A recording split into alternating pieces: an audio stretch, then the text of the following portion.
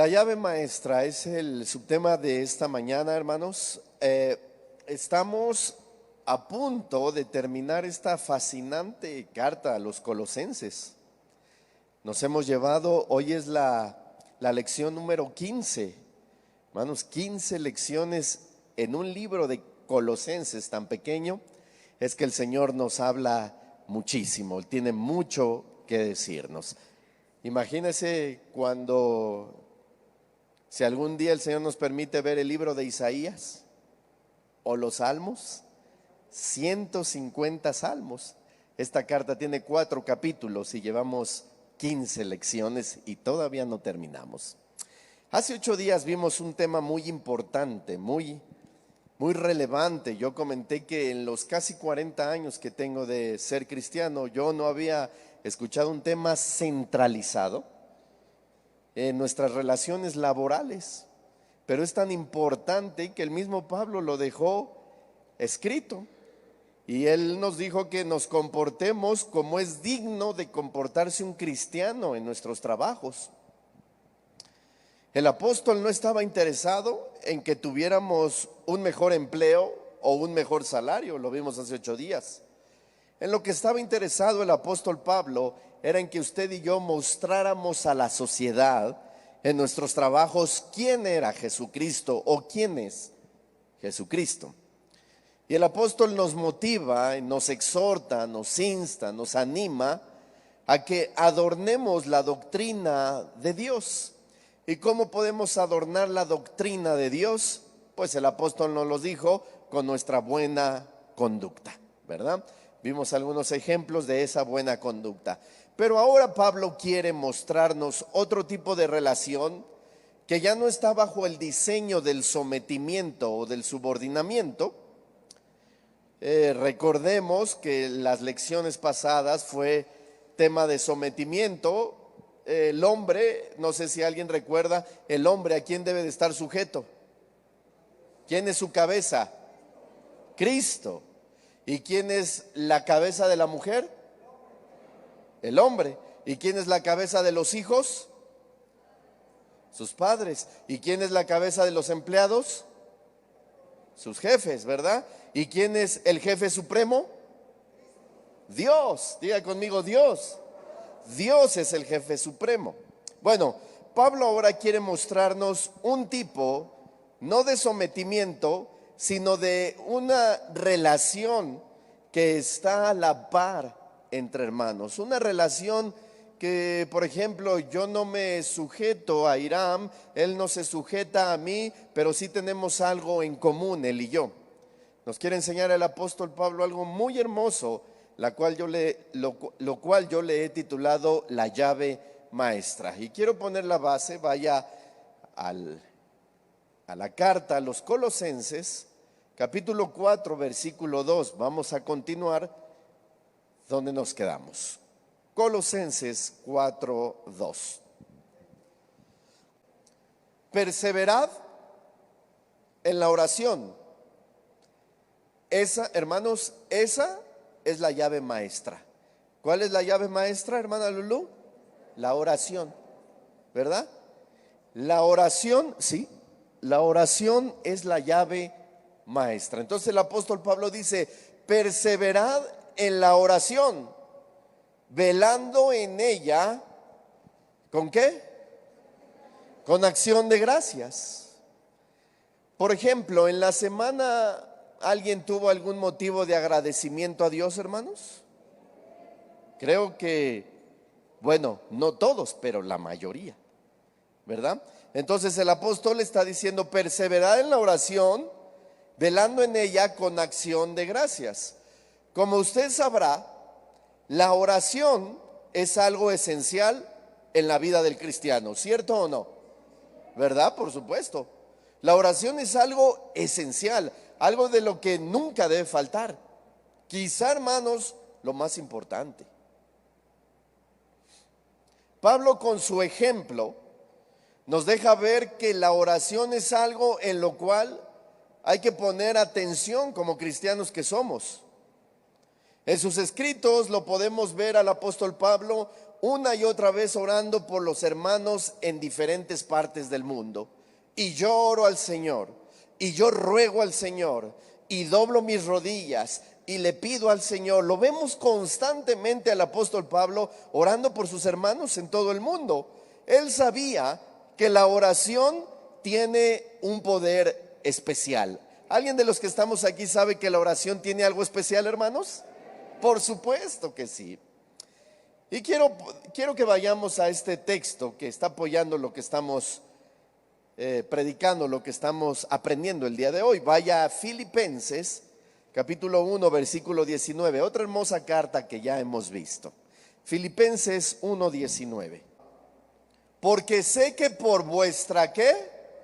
Oración y la suministración del Espíritu de Jesucristo, esto resultará ¿en dónde?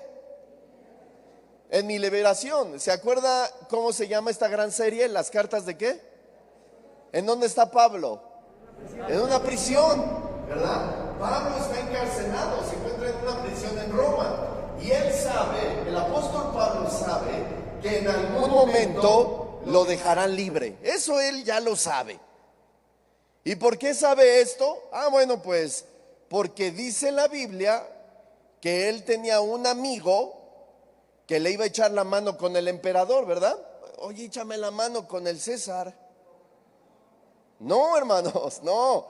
Pablo sabía que iba a ser absuelto. ¿Sabe qué? ¿Por qué? Lo acabamos de ver, lo acabamos de leer, por la oración de los hermanos de Filipos. Entonces, hermanos, Pablo confiaba plenamente en la oración. Él sabía que iba a ser libre de la prisión, no porque diera una mordida, no porque tenía un buen abogado, sino porque sabía que la oración tenía poder. Muchos de nosotros, tristemente, dejamos la oración como el último recurso para nuestras necesidades. Ya le busqué por aquí y nada. Ya le busqué por allá y tampoco. Ya le hablé a tal persona y no me contesta. Y decimos, bueno, solo nos queda orar. ¿Verdad? Solo nos queda orar. Utilizamos la oración o nuestra llave maestra, pudiéramos decirlo. Utilizamos esa llave maestra como el último recurso cuando debería de ser la primera y más útil herramienta en la vida del cristiano, hermanos. ¿Me escuchó? ¿Me di a entender? ¿Sí? Entonces se lo voy a decir una vez más. Utilizamos la oración como el último recurso cuando debería de ser la primera y más útil herramienta en la vida del cristiano. Quiero mostrarle un claro ejemplo de esta herramienta, o bien de esta hermosa llave maestra. Vaya al Evangelio de Lucas, capítulo 22, versículo 31. Lucas 22, 31. Dijo también el Señor: Simón, Simón, he aquí, Satanás os ha pedido para zarandearos como a trigo. Hasta ahí. Hermanos, estaba Jesucristo reunido con sus discípulos y le dice a Pedro: Simón o Pedro, el enemigo, el diablo, os ha pedido para zarandear. Nos ha pedido tu vida para que sea zarandeada. Imagine la reacción de Pedro, hermano, por un momento. Sí, imagínelo. Oiga, hermano, se está enterando Pedro de que el mismo Satanás, no un espíritu, no un demonio, no una fuerza, no, el mismo Satanás no lo quiere tentar, perdón, no lo quiere hacer caer, sino que lo quiere zarandear. ¿Alguien sabe qué es zarandear? Jesús mismo le dice: Pedro, Satanás quiere zarandearte. Cuando estaba estudiando esto, se me vino a la mente el taquero, cuando mete el cilantro a la cubeta y lo sacude en la banqueta. ¿Lo ha visto? O sea, se me vino eso a la mente. Pedro, Satanás te ha pedido para agarrarte como un taquero agarra el cilantro y lo sacude. Imagínense, hermano, la reacción de Pedro. Yo creo que al mismo tiempo de sorprenderse, el apóstol Pedro tuvo paz. ¿Por qué? Porque no se lo estaba diciendo un amigo esto, tampoco su esposa o otro apóstol, se lo estaba diciendo el mismo Jesucristo. Por eso yo creo que tuvo paz o se tranquilizó. Probablemente en ese momento Pedro le dijo a Jesús: ok, me ha pedido para zarandearme, pero tú no vas a dejar que ni siquiera me toque un pelo, ¿verdad, Jesús? ¿Verdad? Qué bueno que me lo estás diciendo, porque tú eres el Rey de la gloria, porque tú eres el Todopoderoso y ni siquiera vas a dejar, es más, ni siquiera vas a dejar que me vea. Tú me vas a defender, Jesús. Y Jesús le contesta: tranquilo, Pedro, ya he orado por ti. Imagina, Pedro, o sea, ¿cómo, Jesús? ¿Solo con una oración es suficiente? Hermano, yo le pregunto a usted, ¿usted cree que con una oración era suficiente? Oiga, ¿no? Déjame decirle algo, pues si el mismo Jesús dice que es suficiente, quiere decir que la oración es poderosa y suficiente para cualquier necesidad. La oración es poderosísima. La oración es la llave maestra. Si el mismo Jesús le dijo a Pedro: ya he orado por ti, tranquilo, hermano, la oración es suficiente. Vaya al versículo 32, ahí mismo de Lucas 22. Pero yo he rogado por ti, que tu fe no falte. Y tú, una vez vuelto, confirma a tus hermanos. Hasta ahí. Hermanos, lo que le estaba diciendo Jesús era Pedro, era esto: sí, Pedro, te van a sacudir, te van a dar duro, te van a noquear, te van a moquetear, pero ya oré por ti, oiga, y te vas a levantar. Satanás te ha pedido, pero ya oré por ti. Hermanos, si Jesús mismo considera que la oración es suficiente en contra de un ataque directo de Satanás, déjeme decirle que entonces creamos que la oración es poderosa y suficiente para derrotar al enemigo de nuestras vidas. ¿Cuántos lo creen? Señor, te pido en el nombre de Jesús que el diablo me suelte, que el diablo me deje, que quite estos pensamientos, que quite esta tristeza, que quite esta necesidad. Entonces, si ya oramos, ahora es necesario ir con el pastor, con el hermano, con la otra hermanita, con la otra iglesia. No, hermanos, Jesucristo dijo que la oración es suficiente para derrotar al mismo enemigo. ¿Lo cree o no? Aleluya. La oración es poderosa. La oración es la llave maestra. Pablo lo creía. Por eso él nos dice que perseveremos en la oración.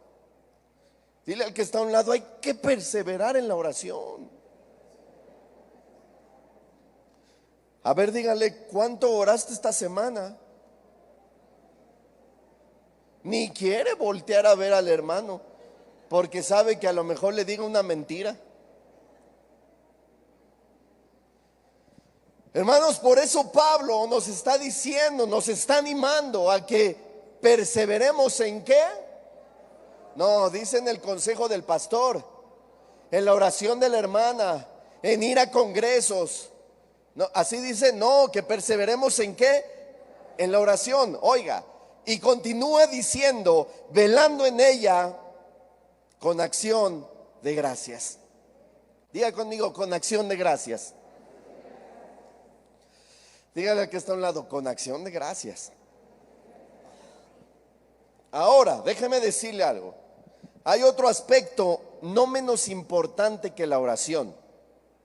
Yo creo que está en el mismo nivel de la oración, o no sé si es un poquito más arriba, perdón, más bajo que la oración, pero el apóstol nos está diciendo que hay un aspecto importantísimo. ¿Cuál es ese aspecto importantísimo? La gratitud.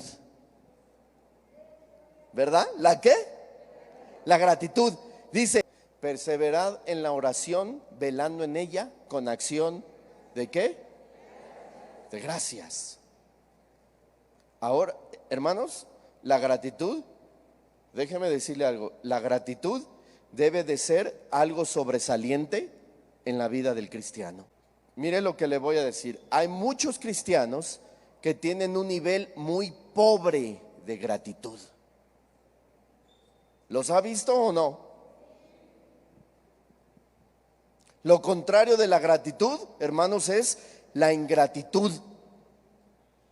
Y esta lleva consigo, oiga, la ingratitud lleva consigo descontento y queja. Una persona malagradecida o ingrata siempre va a traer consigo queja y descontento. ¿Conoce a personas así? Que de todo se quejan. Ay, es que este carro viejo, y hasta le da una patada. Ay, es que la comida sin sabor. Ay, es que el presidente y su aeropuerto. La vacuna ni me hace efecto, ya me dio COVID 7 veces. O sea, la iglesia y, no sé, y su pastor feo. El perro flaco, el gato sucio. Para todos los conoce, hermanos, sí. Oiga, por lo menos, déjeme decirle algo, por lo menos no estamos en guerra. Ah, ¿verdad? No estamos en una cama intubados, ¿verdad que no? Oiga, tenemos una familia, ¿cierto o no? Tenemos comida, ¿verdad que sí?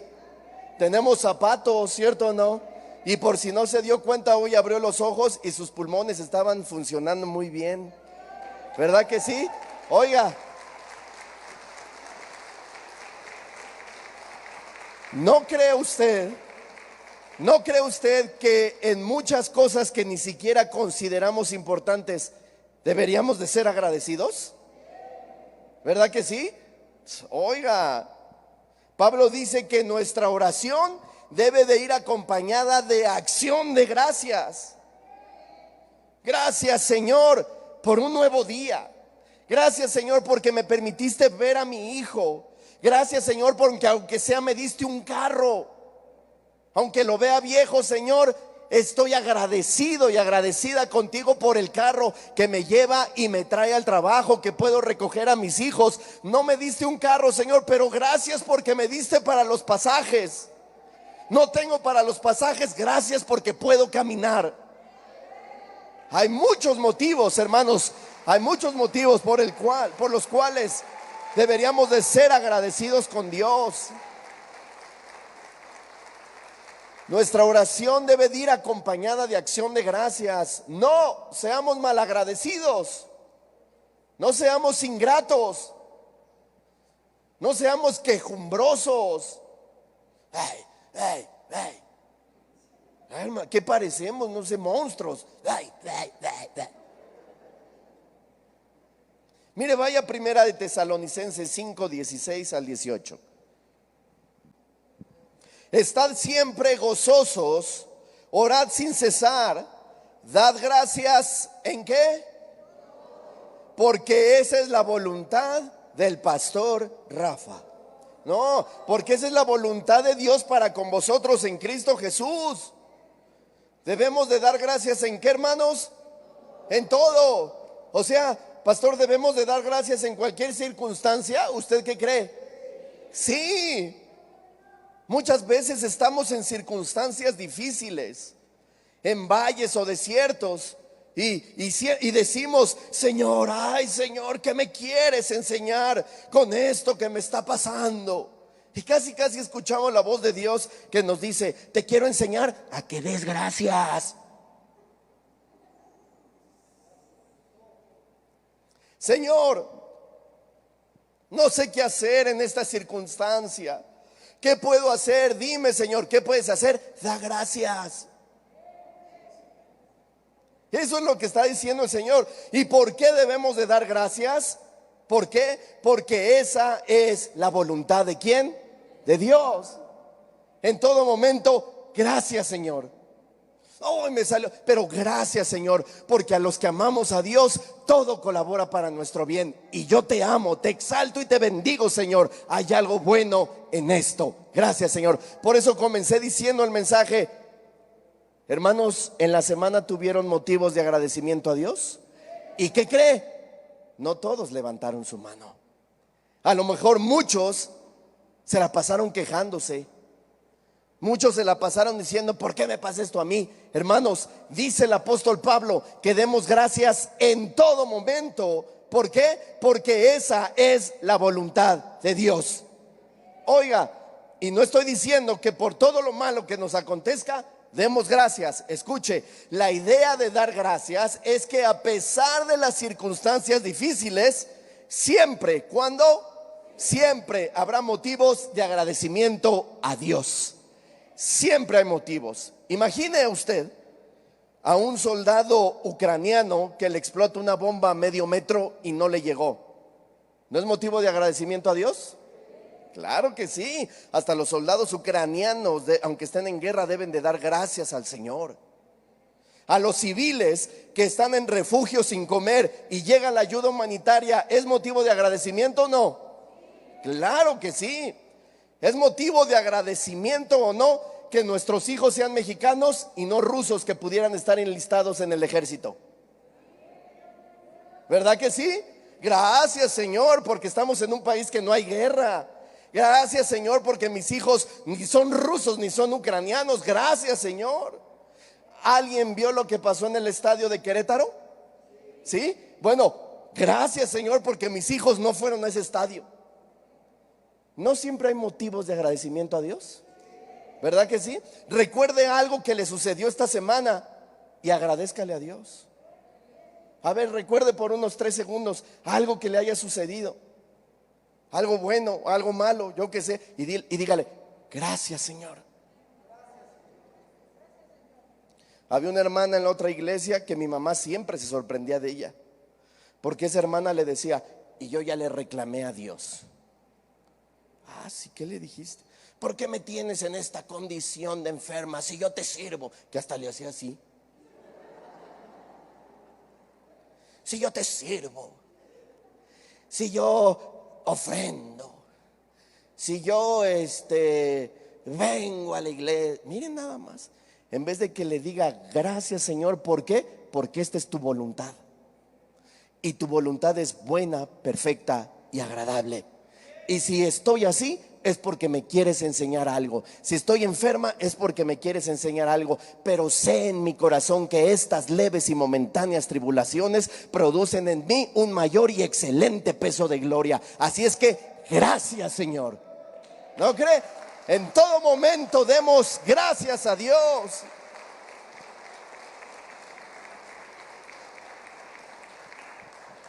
Siempre habrá un motivo de agradecimiento a nuestro Dios. Por eso el apóstol Pablo dice: persevera en la oración. ¿La oración es importante? Sí, ya lo vimos. Y después de la oración, digamos: ¿qué? Gracias, Señor. Gracias, Señor. Ay, este trabajo, dale gracias a Dios. Ay, este esposo, dale gracias a Dios. ¿Tú sabes cuántas mujeres están que quieren casarse y, hermano, nadie se les acerca? Por eso yo le digo a mi esposa: dale gracias a Dios, mira. Se ríe mi suegra. Yo también le doy gracias a Dios por mi esposa. Dele gracias a Dios por los hijos, por la casa donde vive. Pero estoy rentando. El Señor te dio para que rentaras.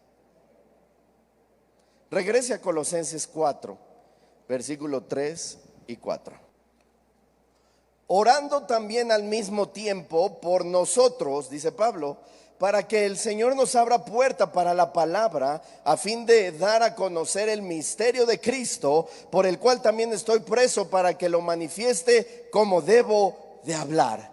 Hermanos, Pablo estaba motivando a los cristianos en Colosas a que perseveraran en la oración, ya lo vimos, con acción de gracias, y que al mismo tiempo oraran por él y por los que estaban con él. El apóstol les está diciendo: perseveren en la oración, den gracias, pero también en su oración oren por mí y por los que están conmigo. Esto que le voy a decir es asombroso. El gran apóstol Pablo, sí, el gran apóstol Pablo, el hombre que escribió aproximadamente el 50% del Nuevo Testamento, un personaje de la Biblia de los más resaltantes, conocido por todo el mundo como San Pablo, el hombre que ayunó incesantemente, que estuvo en naufragios, que estuvo en prisiones, apedreado y sin amigos con tal de predicar a Cristo. Oiga, pide oración, pide que oren por él. Sí, eso está diciendo, pide oración. ¿Y para qué pide oración? Para que el Señor le abra la puerta para predicar. Oiga, ¿habrá sido en serio que Pablo no podría abrir puertas? Digo, espirituales. No, pues sí, es bien fácil. No, espirituales. ¿Habrá sido cierto? Pues hermanos, si era en serio. Pablo, voy a parafrasear, Pablo dice: yo solo sé entrar por las puertas que abre Dios. Él estaba diciendo eso: yo no abro puertas, el que abre puertas es Dios. Dese cuenta de algo, de la humildad y dependencia de San Pablo. Oigan, oren por mí, decía San Pablo. ¿Quién es el, hermanos, yo les pregunto a ustedes, quién es el que abre puertas? Ahora, ¿quién es el que abre puertas y nadie cierra? Dios. ¿Y quién es el que cierra puertas y nadie abre? Ok. Y el principio aplica en todo, hermanos, en todo lo que somos, donde estamos, la capacidad que tenemos, el trabajo que tenemos, la casa donde vivimos, los clientes que tenemos, son porque Dios nos ha abierto puertas. No es por tu capacidad, no es por tu licenciatura, no es por tu maestría, no es porque tengas más grados que un termómetro, es porque Dios nos ha abierto puertas. ¿Cuántos dicen amén? Claro que sí.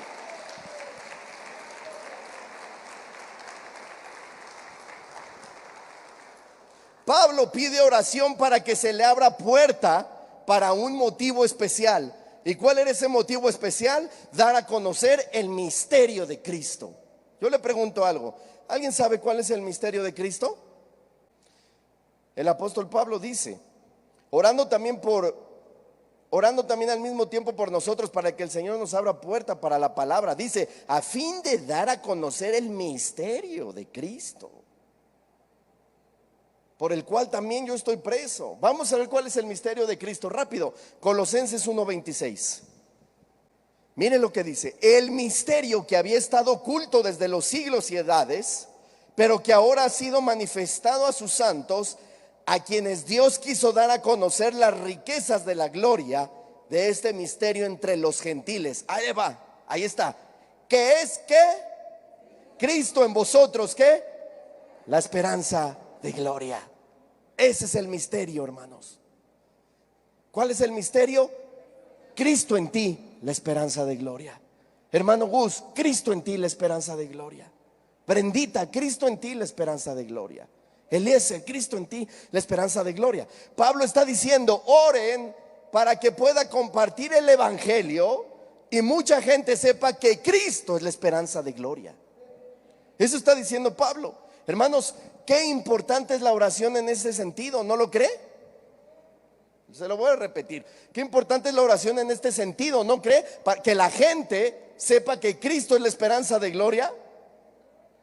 Entonces oremos para que Dios le abra puerta a los que predican a Jesús, hermanos. Yo le voy a pedir un favor, yo que predico la palabra del Señor, ore por mí. Ay, no, pues no, por usted no. Por el hermano Ezequiel, sí, por él sí oro, pero usted no. No, ore por el hermano Ezequiel y ore por mí también. Ore por todos los pastores para que puedan seguir predicando el evangelio. Oramos por el pastor José Luis Peñalosa, por el pastor Alex Escobedo, el pastor, mi hermano Daniel. Oramos por el pastor de Genezaret para que puedan seguir predicando el evangelio. Por eso dice el apóstol Pablo, oremos. Yo oro por usted para que Dios le abra puerta y pueda predicar usted a Jesús, hermano. Ay, pastor, pero yo no sé hablar. Me da pena porque así hay muchos. Bueno, predíquelo con el ejemplo, con su manera de hablar. Predíquelo, oiga, con su manera de vestir, con su manera de dirigirse a los demás. Predique así a Jesucristo. Algo curioso que vemos en el apóstol es que se encuentra preso por predicar a Jesús, y aún en esa condición de preso pide oración para que el Señor le abra puerta. Pero obviamente no está pidiendo oración para que abra la puerta de la cárcel y él pueda ser libre. No, sino que en la misma cárcel se le dé la oportunidad de predicar a Jesucristo. ¿Y a quién? A los presos, a los guardias, a los que tienen las llaves, a los que limpian, etcétera. Pablo está diciendo, oren por mí para que al mismo tiempo que estoy encarcelado pueda predicar a Cristo. Dese cuenta que no está pidiendo, oren por mí para que sea libre, oren por mí para que me traigan comida, oren por mí para que tenga un abogado, oren por mí para que dalle gracia ante el emperador. No, él está diciendo, oren por mí para que Cristo sea proclamado. Oren por mí para que todos sepan que Jesucristo es la esperanza de gloria. ¿Cuántos dicen gloria a Dios? Por eso es que usted debe de predicar, usted debe de hablar, usted debe de decir que Jesucristo es la esperanza de gloria. No necesita un curso de evangelismo,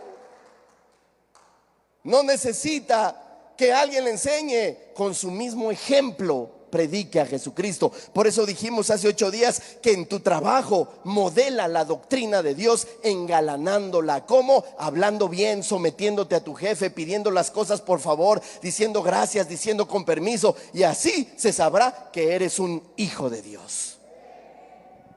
¿Me puede recibir esto? Dele otro aplauso al Señor.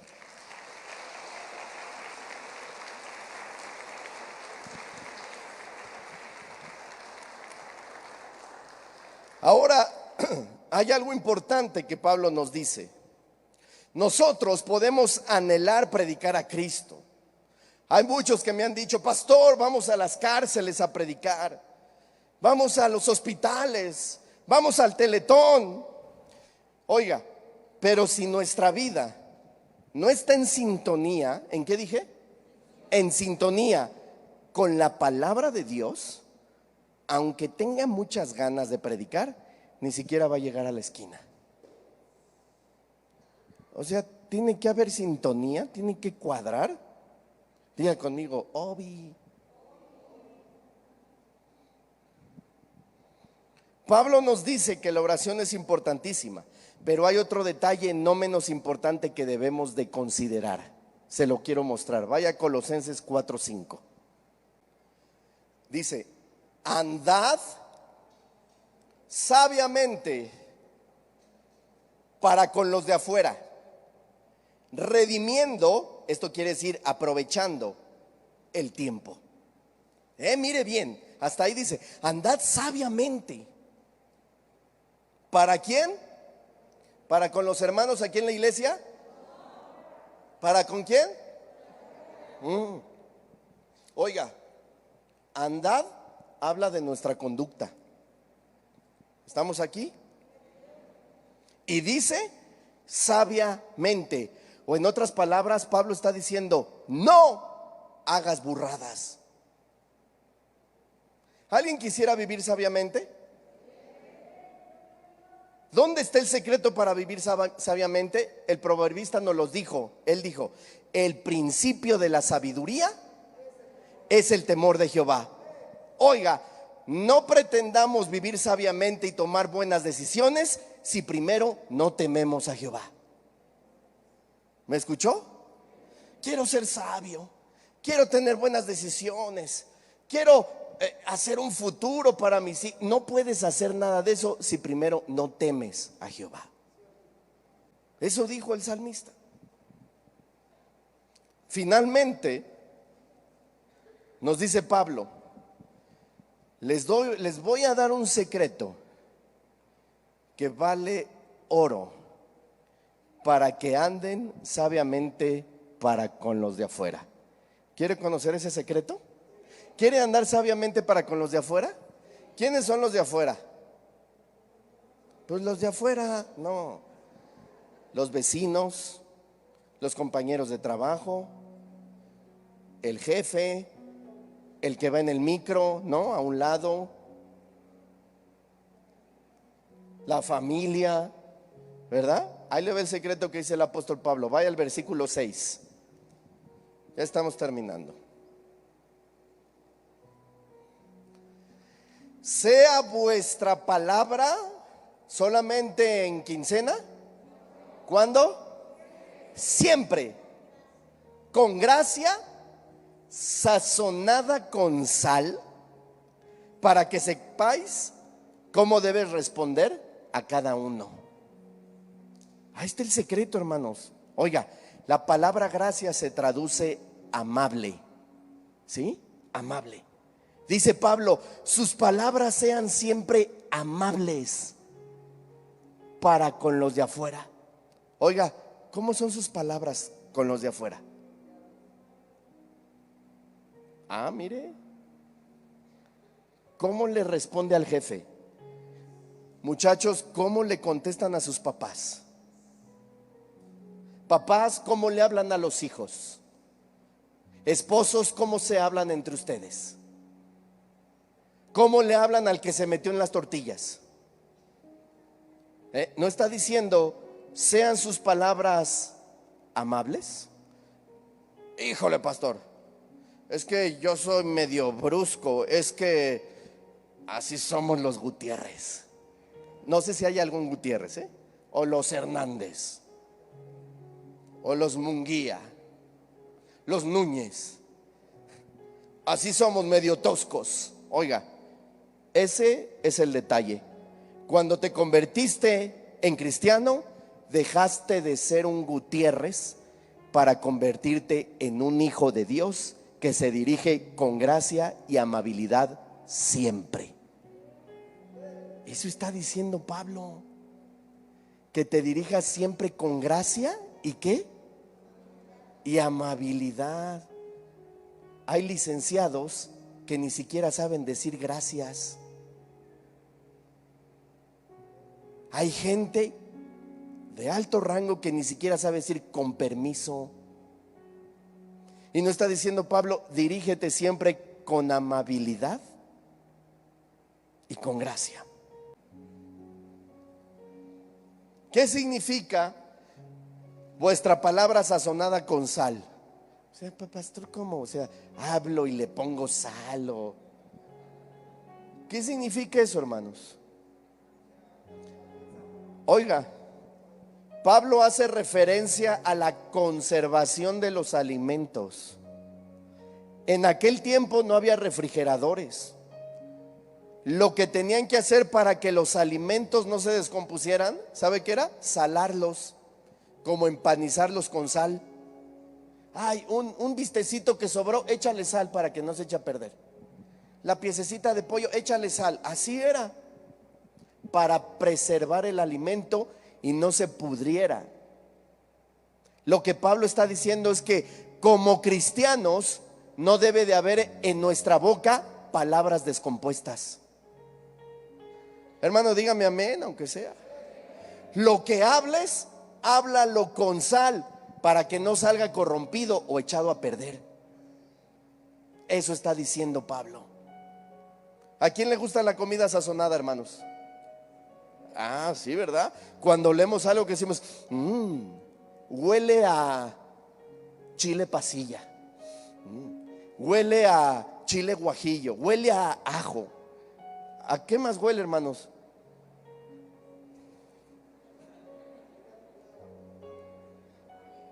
Huele a mole. Ay, huele a chicharrón en salsa roja. No, es verde. Ah, sí, verde, tomate. ¿Verdad? Sazonada. Pablo está diciendo que los de afuera siempre perciban ese sazón. ¿Sabes en dónde? En tu manera de hablar. Eso está diciendo Pablo, que los de afuera perciban cómo hablas. Por eso dice que tu palabra esté sazonada con sal. Te pregunto algo. ¿Cómo te oyen hablar tus compañeros de la escuela?